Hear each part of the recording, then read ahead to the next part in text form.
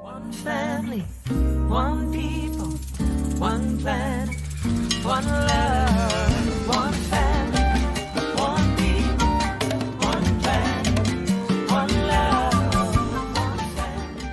Good morning and welcome to SoulCall Sunday. My name is Lisa Ferrero, founder and spiritual director of SoulCall Global. We welcome you wherever you are joining us from this morning and wish you a very, very happy, blessed, sacred holiday season and Merry Christmas if you're celebrating Christmas this morning. We're going to begin this morning as we start all SoulCall Sundays with the practice of the ancient traditional Chinese medicine practice of Qigong. And joining us this morning through video is our Sifu Helen Yi. If you have room to practice, move the tables and chairs away or stand up and just pull in this vibrant, beautiful light, the light of the season, the light which resonates with the light within. Welcome, Helen Yi. Inhaling as we raise our arms up, connecting with that universal chi energy, guiding it down with our mind's intention, focusing it, coming into the body, through the meridian pathways, into the central channel of the body, bringing it into all of our cells, and all of our systems, and all of the organs in our body, pushing out any stagnation and blockages of chi.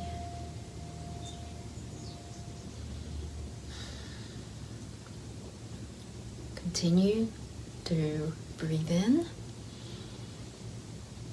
Again, gathering that energy, guiding it down through the system, down the meridian pathway, bathing all of our cells, increasing our vitality and chi energy,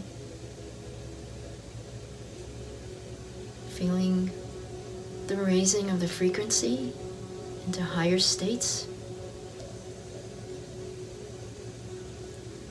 Again, guiding it into the systems of our body, into our organs, into our cells. From here, drawing the energy front and back, guiding it down with the mind. The mind is so powerful.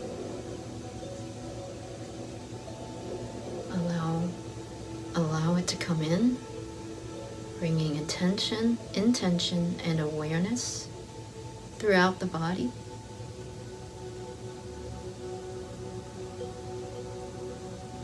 Feeling it raise our frequency and our vibration. Again, drawing it in, front and back, alternating the hands. Feeling that sensation of pure chi and guiding it down with our mind. The lightness of our thoughts and the energy coming in, increasing the vitality in all of our organs. Again, drawing it in, focusing it into building a strong immune system, and in our lungs, in our heart, in our kidneys, in all the different pathways that energy circulates in the body. Drawing it in forward, guiding that wonderful energy into the lower dantian, where we store it when the body needs it the most.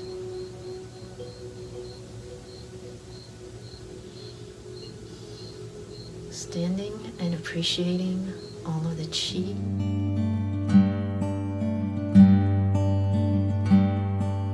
I am just a thread a simple thread in this glorious web of life. We are all just drops within a stream flowing towards an ocean of light. We may forget where we come from, we may forget where we're going to. I might not see that you're a reflection of me as much as I'm a reflection of you.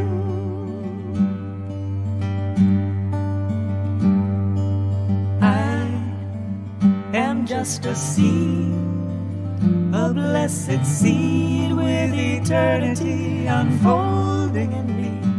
And I pray that as I grow, I will reveal the love that illuminates my soul. When I remember where we come from, when I remember where we're going to, then I can see that you're a reflection of me as much as I'm a reflection of you.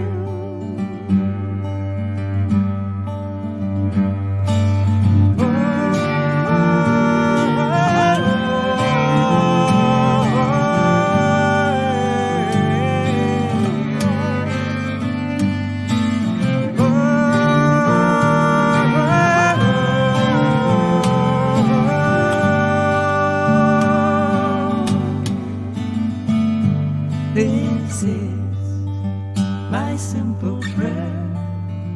May I become a reflection of the infinite one. This is my simple prayer. May I become a reflection of the infinite one. This is May I tap into the vast intelligence that spins an elaborate symphony from the breathless encounter of two cells. Two cells becoming 4, becoming 8, becoming 16, 32, 64, becoming spine, heart, lungs, fingernails, and eyelashes. I welcome the effortlessness of gravity, the power of the connection between a raindrop and thirsty ground, a mother and her newborn child. May I know my true north and navigate with the certainty of wild geese, the confidence of salmon returning home. And returning home, may I reveal the same unabashed and authentic hue as the tulip expresses its tulipness, the tiger its tigerness. So I simply exhale, knowing that in this fractal wave of time, every moment is a gift with which to align and express the infinite, the infinite, the infinite divine. This is my simple prayer. May I become a reflection of the infinite one.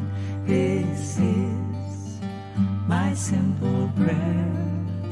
May I become a reflection of the infinite one. This is my simple prayer. May I become a reflection of the infinite.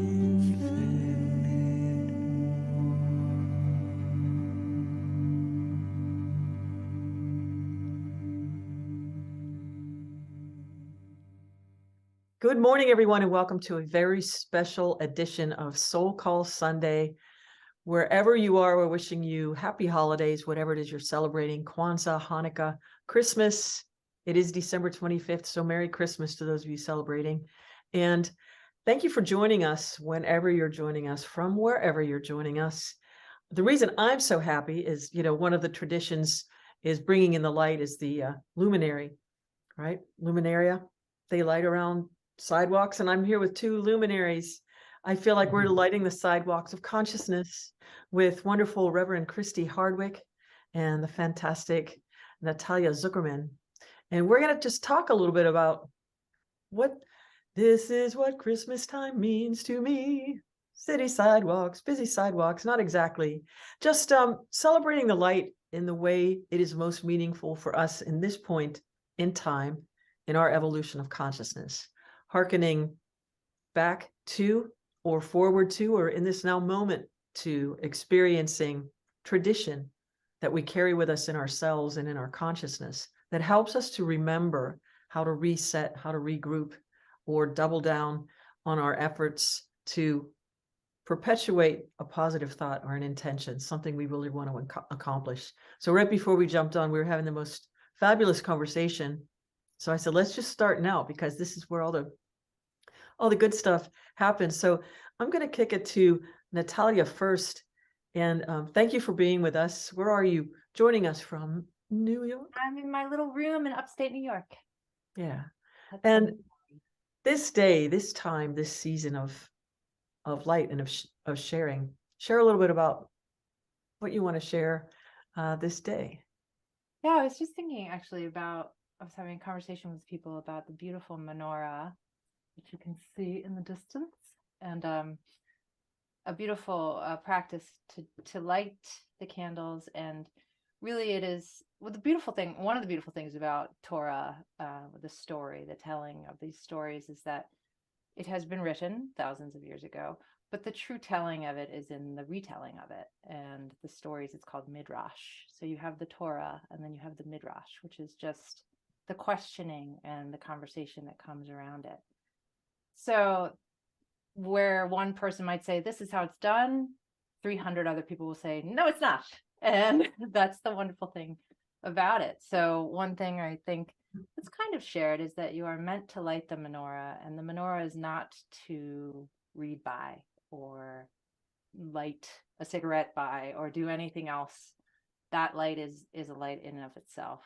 And so a really wonderful thing to do is, and you're to let them burn out, which you generally, like Shabbat candles, any kind of candle lighting in the ceremony, you let the candle go to its end. And so it's really lovely practice to get quick lighting candles, just kidding, get the candles and really watch the light, really meditate on the light. And it's something I've been doing the last few nights, is just sitting and really watching, letting it come to your third eye if you'd like, taking in some other traditions, or just sitting in that light and reflecting. Hanukkah means rededication. So what you're rededicating yourself, your practice, your mission, your vision to in this time. And it's such in confluence with the new year, and it's such a great time to set those intentions and to reflect the light, to really concentrate on that candle and the flame and your own inner flame, and see what it brings up. And there's no right or wrong way to do it, but 25 people will tell you you're wrong, which is really fun. Which is when you know you're on the right track. That's right. Wow, thank you. It sounds so, as you're describing it, I get that image of just the sacredness of it and that nourishing of the cells. Like it's finally the cells get to speak or something. It's that stillness where you can meet yourself. Yeah. And the putting it in the window, like I always ask people, what are the lights in the window? And they're like, I don't know. It's just the sharing of the light. That's just what we do. But, there is just what we do. And then there's an opportunity to bring meaning to it, or, learn the meaning that as it has been written, and then bring your own to it. What is it bringing up for you? So for me, it's Hanukkah is in the month of Kislev, which is really a time of deep rest. Not something that comes all that easily to me, as Lisa very well knows. But it's a societal epidemic, so it's really a time. It's dark, it's cold, and I've really rededicated myself to my meditation practice and rest. I am just sleeping when I'm tired and eating when I'm hungry. I went to bed at like 8:45 last night, and I'm not ashamed about it. It was fantastic. So did I. Read a little, and it was like 9:15 out. You know, That's amazing. yeah. I What? saw you. I don't even know why, but it's exactly the same time. I was like, I'm done. I need to go to. I got into my bed, and I slept really well. I tried to read about orbs for a couple minutes, and I was like, nope, I'm just too tired. And I feel so much better today. Well, as they say, it's a radical act. Is radical self-tenderness is self-care, and passing the mic to Christy perhaps at this moment to discuss Yeah, that. talk But about. yeah, just take care of yourself and Absolutely. rest, and really also then look at your dreams. Your dreams are in this month of Kislev, apparently, really, really deep and meaningful, and another opportunity to just go deeper. Mhm. Thank you for sharing. Beautiful. Thank We're you so connected much. to the earth, right? So the Mhm. earth is resting and in repose. So it makes sense that we would go deep. It's a little, a lot of things are happening under the soil. We can't see much of what's happening on the surface right now.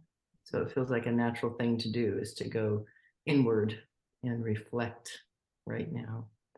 I am, during this time, I'm recognizing I'm a big, Christmas time person, right? I love the lights, the twinkle lights, the Christmas trees, the presents, the way people behave and how they're excited and the excitement of children, all those kind of things.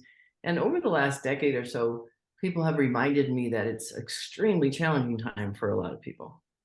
That, for people like me who just love the season for the sake of it, some people are deeply missing. Yeah. Some people are have no connection to it whatsoever, but their loneliness can be amplified, their pain can be amplified, loss can be amplified, all those kind of things. So I think that for me, it's continuing to feel the feelings I have for this time and loving it, and at the same time feeling some compassion and trying to send, with my own presence, the message of this season is for everyone, whatever it is that you're dealing with. So even if it's feeling alone, even if it's feeling, sad, sadness can be part of this time too. It's not just all cheer, but the idea of being just present with light and letting the light shed things, illuminate whatever needs to be illuminated, even if it's something that's challenging, seems to me a good thing. Kwanzaa is a new celebration for me because it's a new celebration, right? It's not something that is ancient like Hanukkah. It's not as ancient as the solstice and even Christmas time. It came out of the civil rights movement. And the idea of after the kind of battle of rights and all those kind of things, and a lot of the broken communities, how do we unify? And so that first candle of Kwanzaa has to do with unity.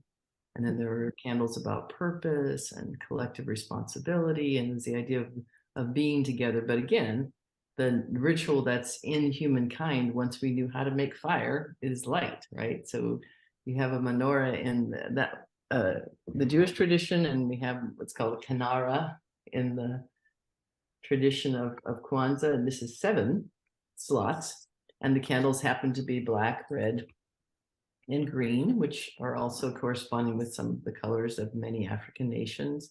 So it's taking that culture and connecting it with the current modern times and finding a way to celebrate together and focus on principles and values and family ideas.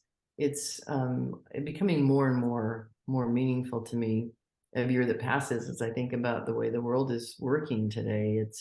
We need these things to remind ourselves of that we're unified and we're connected and having collective responsibility for the world that we're in and the people around us. And this morning I was just in a meeting for the development we live in, and I somehow got roped into being one of the board members. And so we're talking about the neighborhood and what should we do if people don't comply, and send them a letter and fines and all this. And I said, we're neighbors. Maybe we could just send out reminders twice a year that say, just remember to check your roof, check your lights, check this, just as a checklist. It doesn't always have to be oppositional. So in the spirit of this time, that's what came to me, was because my heart is feeling that openness and lightness, and saying there's always another way to connect and come together, even if it's to solve something. It doesn't have to be oppositional. It can be, how can I include people in? So that's kind of what's on my heart this time.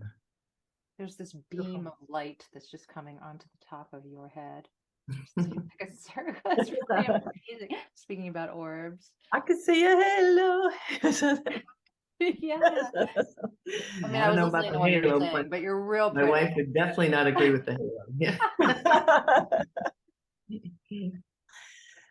Yeah, you know, this time of year, I always hold it sacred too. I was talking with my niece the other day, and neither of us are Catholics anymore at all. But one of the things we really appreciated about the midnight mass, when they really had it at midnight, was it was so still. I think this is why I was really appreciating what you're both talking about with the lights and the entire the old turn of the last century churches built in the late 1890s. Beautiful, with real candles, not the fake ones that came out in the 70s where you just push a little button, just all lit up, and trees, and everything's just quiet.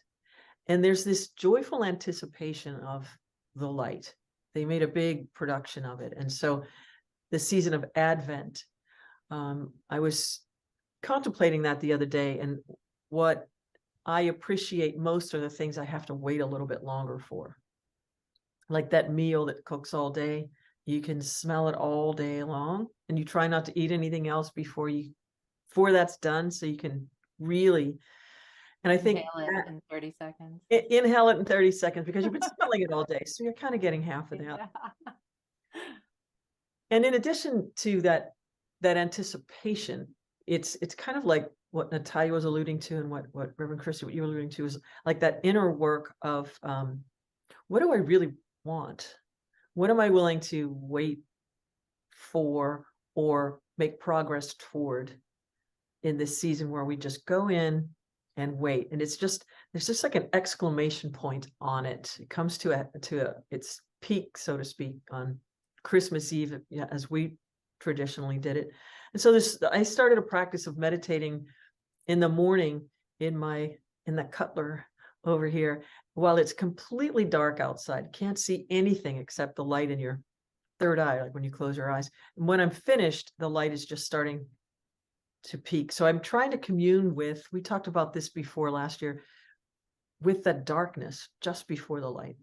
What's in there that wants to come out, that it needs a place to grow and to show up, and carrying that light inside us all the time, and so this season, lots of candles around and things like this, but also recognizing that we carry that light, and the representation of light as light, just pure light, is pure potential, is how I feel.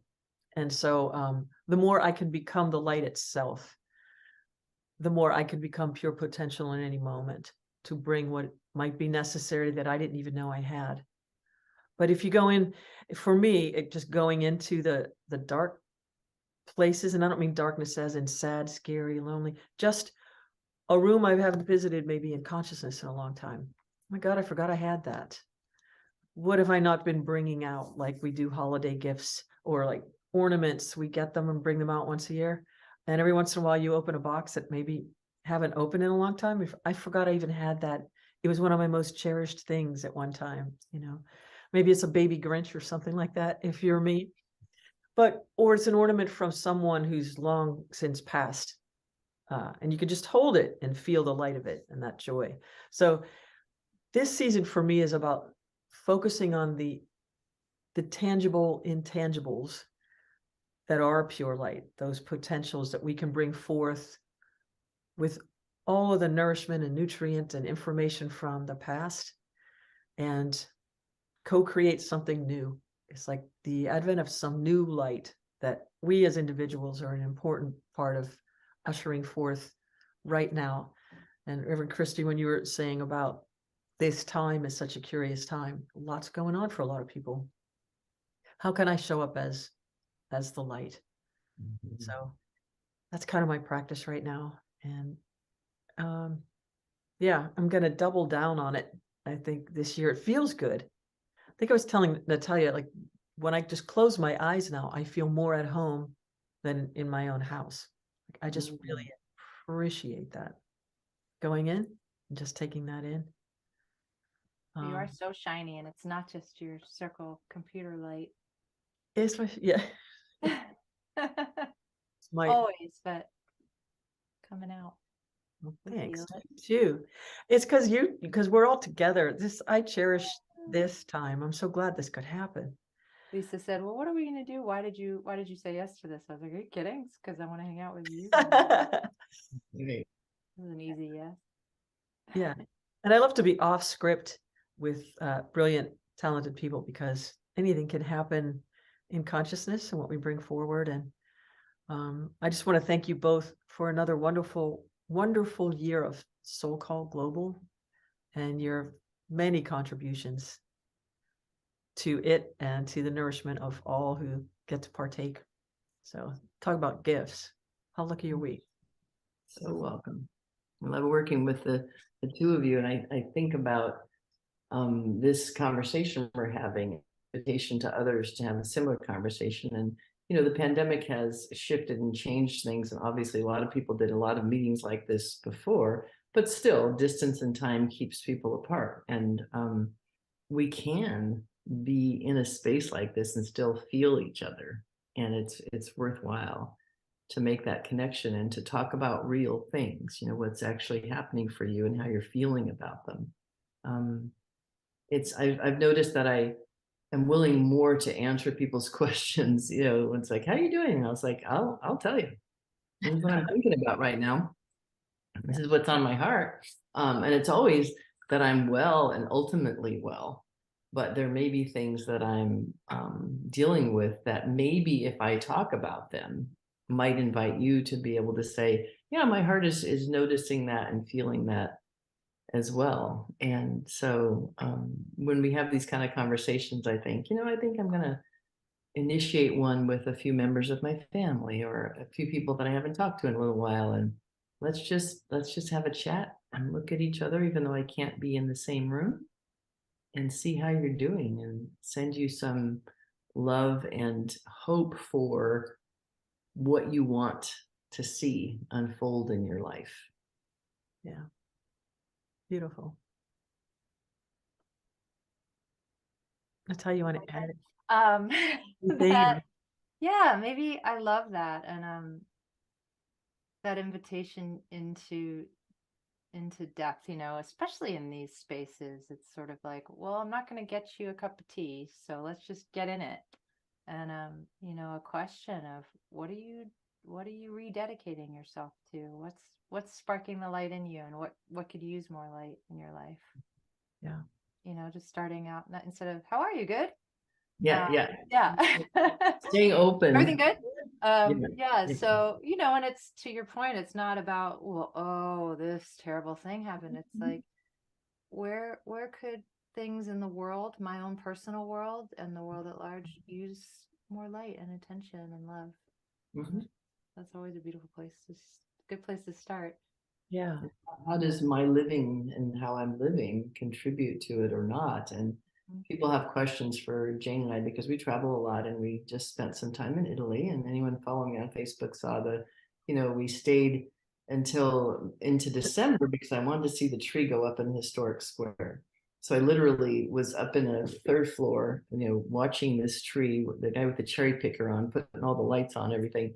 And then the light, they count down and the lights come on. And the moment was just such a beautiful moment.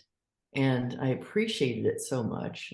And the people who lived there appreciated that I appreciated it.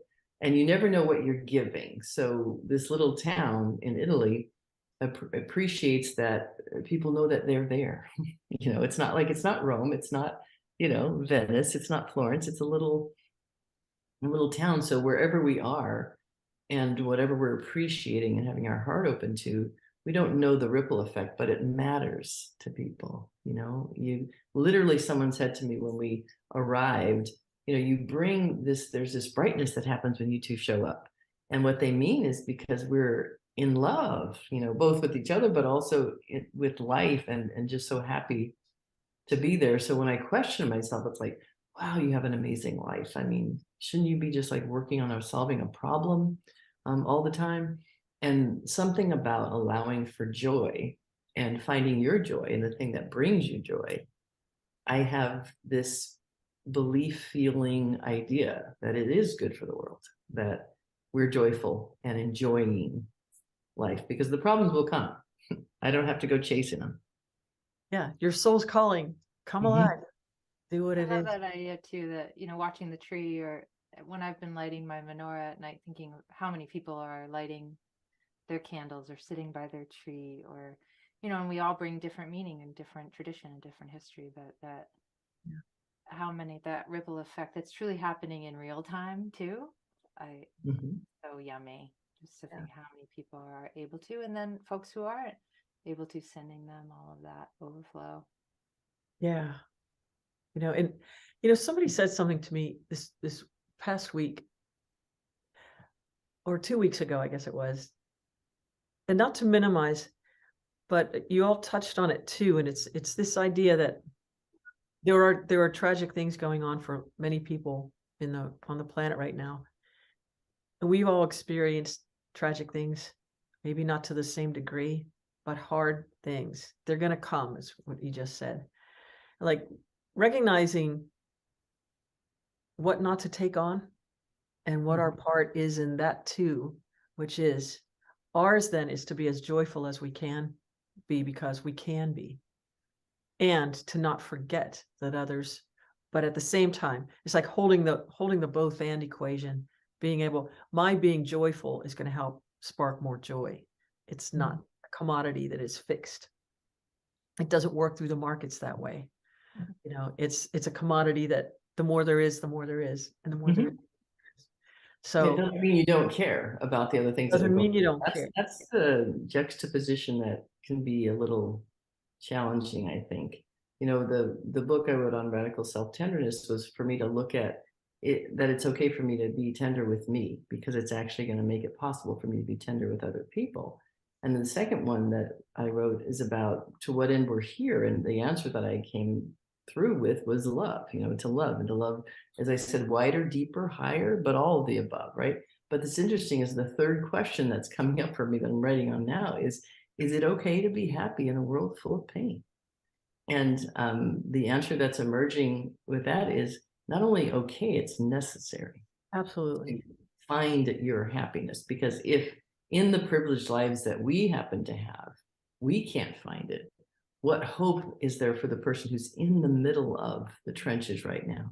They have to know that there is a way through, and that there's something to aspire to. So that if I walk around trying to affiliate with everyone that's unhappy and sad, so that they don't feel like I'm being too bright, then I haven't left anything for them to aspire to. And when my light shines too much and I want to kind of cover it up because I'm thinking it'll make people uncomfortable, then I'm doing a disservice. But you really have to work on it in this world, because it's easier to blend in, just kind of hunching your shoulders over and saying, "Oh, it's so hard." It's easier to just do that and be with the crowd, right? But when you're feeling the joy, um, you're popping out, but it's in order to invite to another. I mean, as these wonderful musicians I'm sitting here with, another level of harmony, you know, another scale, instead of just the kind of low hum of we're just going to barely get through here. Right. Yeah, Yeah. it's that same epidemic I was talking about with rest, you know, that I have to be constantly creating things, otherwise my purpose here on planet Earth, I'm wasting it. I'm wasting my time, and I can't create and bring forth what I'm here to do unless I reset Yeah. and fill up my own cup, put my own oxygen mask on, you know, and You it's know, so beautiful to remember that, and then also shine even brighter. And that is so contagious. Mhm. Your light and joy and I mean, Yeah. I only get snippets of you and Jane in little Zooms together, but it is just that to see people in love. You're like, oh, we don't want to hurt people's feelings because they might not be in love. No, no, no, no. That's not the right approach. It's just so beautiful to witness. And like being that light, I, of course, Erika comes to mind, or dear beloved one. Like anywhere she went, it was instant, boom, all the time. You know, that talk about giving from the overflow, as we all are, but be filled to overflowing. In order to overflow, you got to be filled.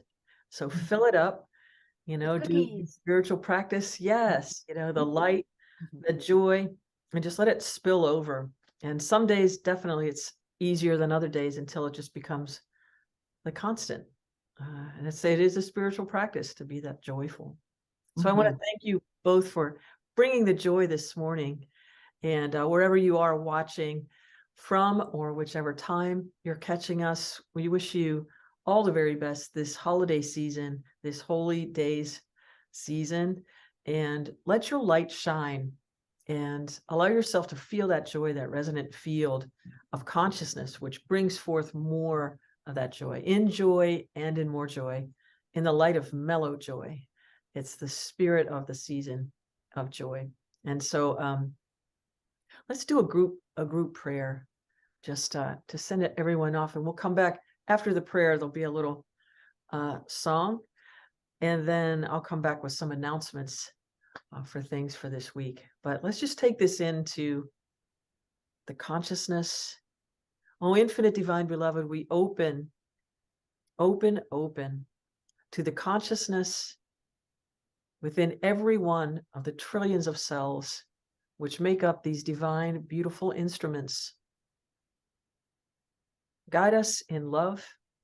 May we take each confident step, placing our feet gently on the beautiful earth, pulling up the nourishing currents of life force, which helps sustain these bodies, these brilliant blades of grass, maybe from the cosmos. We look so tiny. We are little but mighty. May we always be reminded of this. I'm going to pass my word to Reverend Christy, and then she can pass it to Natalia and back. Yes, in this beautiful, precious moment, I'm reminded I'm wearing today one of my fun sweaters I'm going to show you. It's with Mickey, because I want to know that in this beautiful life that we're living in every breath, that we can keep that inner child and that innocent child and that joy-filled child within us, awake and aware and allowed to express and be present in this beautiful time and at all times. I invite us all and know that it's safe to be joyful. Passing on to Natalia.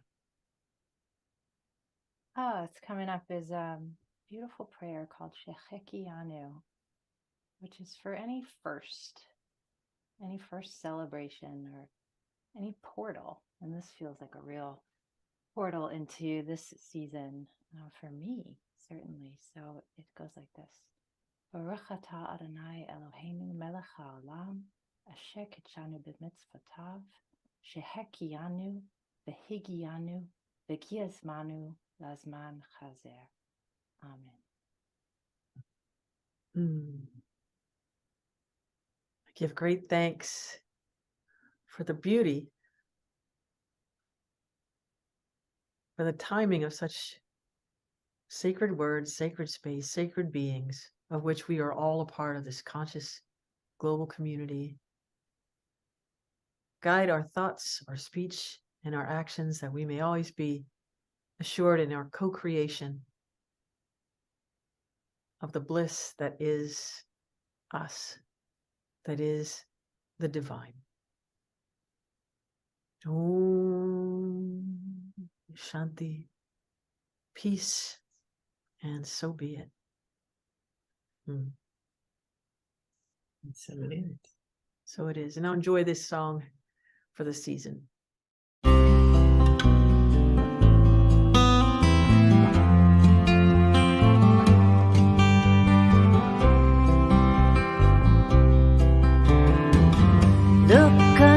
tree.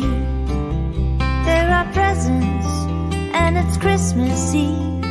Will we find out who was naughty, who was nice, who was kind and who started fights, who gave something to someone in need, and who was consumed by greed on Christmas Eve? It's not just any day. It is time now to give things away. Love and joy and Christmas cheer, and all the friends we hold so dear. We know it's better to give than receive. That's what we believe on Christmas Eve. There's so much we hold in our hearts: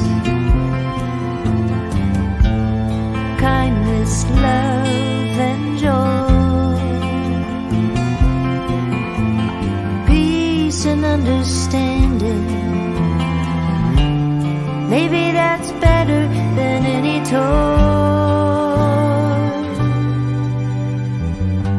It's that time of year, with all the stories that we love to hear. That star in the sky is how we hear. Just can't describe how it makes us feel as the angel watches over you and me. We lay down to sleep on Christmas Eve.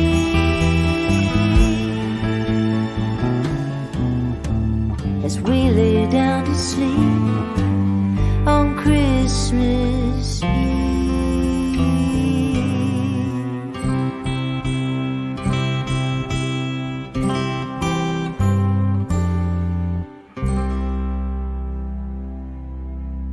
Back. We love that song so much. We're so happy. We thank you for joining us this morning. And I just want to, on the announcement side, Reverend Christy has a workshop coming up starting January 10th on the book Radical Self-Tenderness. You want to tell us about the workshop and what's going to be in there? Absolutely. Just looking so forward to it.